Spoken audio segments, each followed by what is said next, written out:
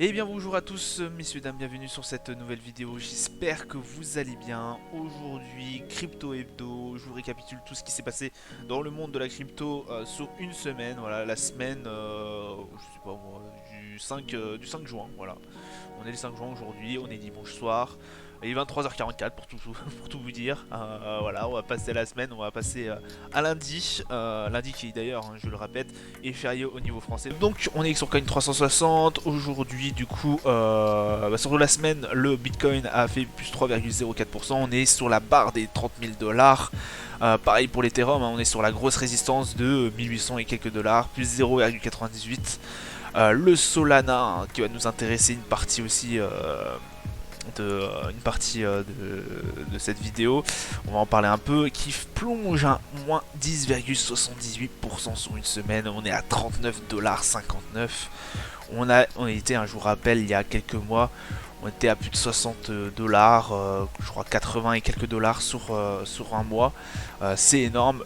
Avalanche, pareil, hein, moins 0,12, pardon, moins 0,12. Bon, ça reste une petite baisse, mais Avax, je vous rappelle qu'il y a un mois, elle était à 80$, hein, ça négociait à 80$ et quelques. Donc voilà, grosse chute, c'est peut-être le moment d'investir, hein, j'arrêterai pas de vous le dire. Beaucoup de parlent en fait que, par exemple, je prends l'exemple de Warren Buffett, qu'on ne présente plus, hein, bien évidemment. Warren Buffett dit c'est quand il y a du sang dans la rue que c'est le moment d'investir. C'est-à-dire que bon bah c'est quand en fait il y a tout qui s'écroule que là il faut acheter. Il faut acheter parce que vous achetez à bas prix. Et quand ça va remonter, vous allez voir, vous allez faire une bonne affaire. C'est juste un petit conseil de Warren Buffett. Voilà.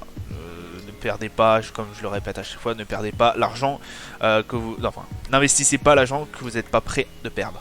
À l'inverse, investissez que ce que vous êtes prêt à perdre. Voilà. Fin de la parenthèse. On va se diriger sur la première actu qui est la blockchain. Justement, la blockchain Solana, pardon, j'ai du mal, hein, la blockchain Solana qui du coup subit un nouvel arrêt de sa crypto-monnaie et du coup bah, ça emmène le Solana bien dans les abysses, hein, comme on peut le voir, à moins 10,78%, c'est énorme.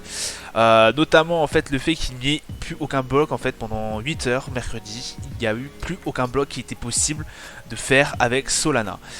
Plus aucun bloc du coup ne pouvait être formé. C'est dû justement à la fonction de nonce durable de la blockchain, du coup, qui a entraîné ce problème-là. Donc, bon, on peut se dire, voilà, Solana, bon, il a eu un problème, ils l'ont résolu, pas de soucis et autres. Mais non, en fait, ça fait la huitième fois, la huitième panne que le réseau Solana prend.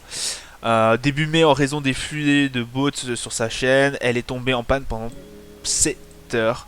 De même en septembre, le réseau a été interrompu près de 18 heures faute d'avoir su gérer un nombre de records de transactions envoyés par l'un de ses protocoles pour le lancement d'un nouveau jeton.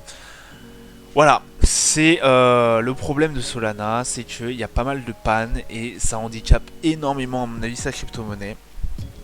Il n'y a pas que ça aussi, hein, on sait, il y a d'autres soucis au niveau de Solana. Et notamment qui a été eu un gros impact au niveau, enfin, par les nouvelles actuelles, hein. On va partir maintenant au Portugal. Le Portugal ne taxera pas du coup le Bitcoin. Alors, il y a eu deux propositions effectivement de loi visant à imposer la crypto-monnaie au Portugal. Ces deux-là ont été du coup rejetés par le Parlement. Ils souhaitaient notamment taxer les gains supérieurs à 5000 euros. Ainsi soumettre les actifs de la crypto-monnaie aux mêmes applicables et aux plus-values que sur les revenus équivalents, hein, donc tout ce qui est trading et autres. Donc voilà, bah, du coup le Parlement a décidé de non, il fallait pas taxer les crypto-monnaies. Le Parlement a rejeté le fait que le Bitcoin devrait être taxé. Mais bon, ils ont pas complètement lâché la main, hein. Voilà, ils parlent notamment qui pourrait être associé à d'autres impôts, hein, la taxe de valeur ajoutée, les droits de timbre, les taxes de propriété active numérique. Donc voilà, c'est pas une grande victoire en tant que telle, puisque bon, à mon avis, ils vont trouver quelque chose pour taxer la crypto-monnaie au Portugal. Pareil, le Japon, projet de loi pour garantir le remboursement des stablecoins. Et oui, comme on en a parlé au début de vidéo, on sait que le Terra Luna, avec l'effondrement de l'UST et tout, bah le Japon en fait a vu des gros problèmes, hein. Et que eux en fait le but ce serait de garantir euh, encore une fois le fait que la stablecoin soit stable. Voilà. Donc car le nombre de gouvernements tente actuellement de mettre en place des garde-fous face à un marché définitivement pas aussi stable qu'il prétend. Limiter drastiquement l'émission de ce type de monnaie numérique stable. Il voudrait en fait imposer comme quoi s'il y a s'il y a un stablecoin, il y a forcément un yen qui est derrière. Donc ça serait c'est le grand but actuellement du Japon et voilà qui garantirait en fait du coup le stablecoin comme on le dit avec un projet de loi récemment adopté pour en garantir le remboursement à leur valeur nominale, une exigence qui pourrait bien poser de sérieux problèmes face au flou artistique de ce secteur. On sait tous que le stablecoin UST était décentralisé, donc du coup ça pose un peu un problème si effectivement le Japon lui souhaite planter ce cadre légal comme quoi 1$ devra être égal à un stablecoin. Donc voilà, ça c'était juste pour la partie Japon qui essaye du coup qui tente de un peu réguler tout ce qui est stablecoin mais aussi du coup la crypto-monnaie, hein. On part maintenant sur Meta, hein. Meta qui n'abandonne pas le projet de la crypto et dépose un brevet pour MetaPay. Alors, je sais pas si vous étiez... Ah bah si, vous devez forcément être au courant, de toute façon, si vous regardez les actus. Facebook avait du coup émis le fait qu'ils voudraient faire un stablecoin il y a de cela 6 mois et quelques, et ils avaient abandonné le projet. Pardon, il y a 6 mois, ils avaient abandonné le projet du stablecoin Diem. Mais voilà, ils semblent vouloir aller toujours un peu plus loin, hein, dans ce qu'ils entreprennent. Ils souhaitent notamment passer sur un mode de paiement. Voilà, c'est pour ça qu'on parle de MetaPay. Donc du coup, vous pouvez payer avec cette application. Et puis notamment trader sur certains actifs.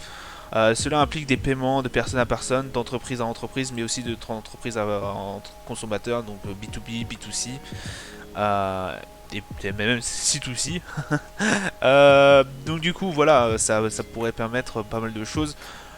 Aussi, des MetaPay pourraient offrir des services d'investissement et des prêts d'actifs numériques.